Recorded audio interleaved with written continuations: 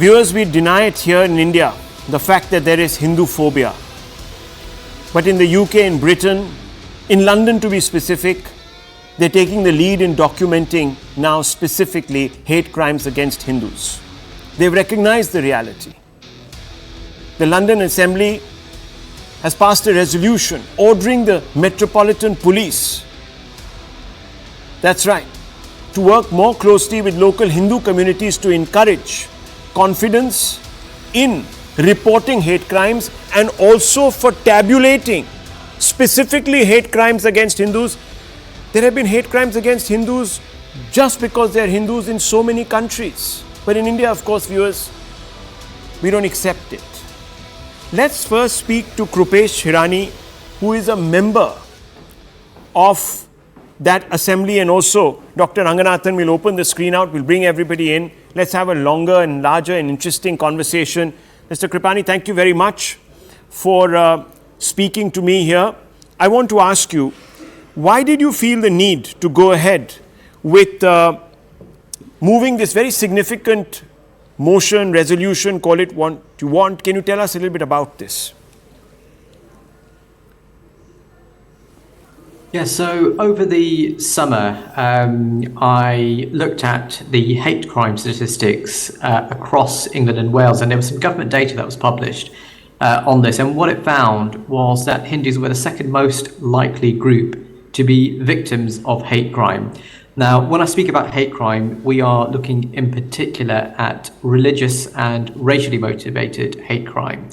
And what we were seeing in terms of the Metropolitan Police dashboard, so the police have a separate crime dashboard which looks at some of the main areas of crime across London in relation to Metropolitan Police.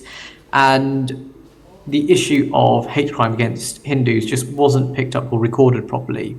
Now, the reason why I feel that's an issue is because if it's showing up in some of the data that we have across England and Wales in the country, half of the UK's Hindus live in London. Mm-hmm. So there was just a real anomaly or difference in some of the statistics that we were seeing that I wanted to really get a sense and a picture of. And that's what my motion tries to take forward through the London Assembly and through the Metropolitan Police, to make sure that crime statistics in terms of anti-Hindu hate crime or Hinduphobia are recorded properly.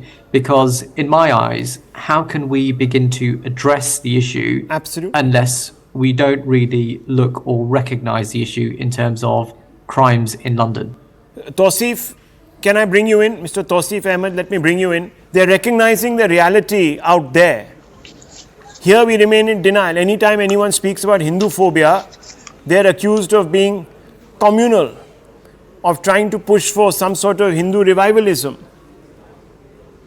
No, it is a fact, Rahul, that many a times people have misunderstood people of particular faith and then identified them with people of Hindu faith. Like, for example, Sikhs have so many times been identified with Muslims.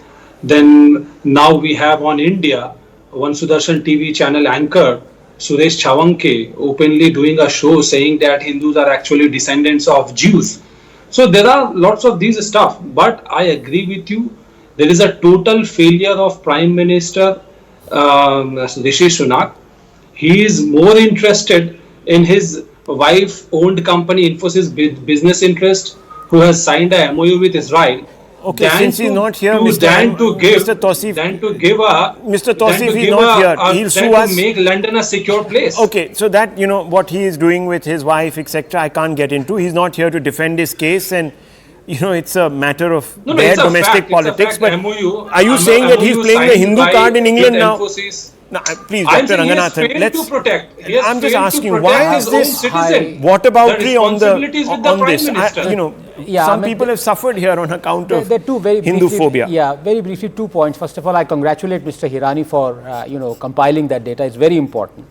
Getting the system to compile it and recognize it. Yes, absolutely, no doubt about it. And it will bring much needed clarity about why this is happening. But you asked a couple of questions. Why we ignore, Hinduphobia, I'd rather call it, hatred against Hindus rather than fear of Hinduism in India. Possibly because we've kind of so lived with it, it's so intertwined. You look at Periyar, you look at the statements of DMK, you look at what happened 2 months ago, and then you realize that we are living with it. And when you live with it, you somehow take it in your stride and you kind of mix it, that line between trying to reform Hinduism and trying to make derogatory statements against Hinduism is kind of blurred in the place where Hinduism or any other faith originates. That's point number one. Point number two, I would like to address Mr. Hirani because I want to ask, is it not true that these instances of hatred against Hindus is being perpetrated by a particular community in UK? Now, that is very important because look what is happening to Jews right now. Same thing was happening to Hindus. Same thing is happening to all non-believers. It's a question between believers being the perpetrator and non-believers being the victim. So how bad is it? And is there one, does it come from one particular area? Mr. Hirani. Yeah, so I gave a few examples when I actually proposed the motion because it naturally just stems from values or traditions and religious beliefs and religious practices that Hindus have. So one example I gave, for example, was about examples that I know in the community where children at schools or even people where they may have had an altercation or argument with people have meat thrown at them because people know that Hindus in general, and especially if you're looking at beef and the cow being sacred in the Hindu religion, it's seen as highly offensive to throw meat and particular beef at Hindus, and there have been instances recorded where this has happened. Now, having anything thrown at anyone is obviously not a nice thing to experience,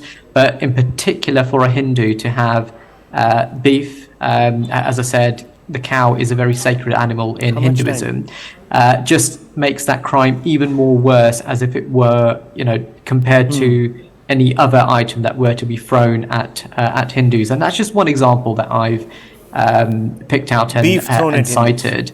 The other is the obvious one where if you look at symbols that Hindus wear, and particularly Hindu women, with the bindi mark on foreheads, and even men. So many, if you look at some Hindu communities in London and the UK and all around the world, particularly around Gujarat, I've got a large community in my constituency in Brenton Harrow, who follow the Swaminarayan sect, and they wear tilak and janda on their foreheads as well, quite proudly. And some of the hate crimes that could and do emanate from that is experienced by Hindus. Unlike what Mr. Tausif was trying to suggest, that they are mistaken identity, I think their symbols are marking them out, viewers, for hate crime. Now that, I think, settles the debate. Yes. And I think we need to begin to open our minds to this.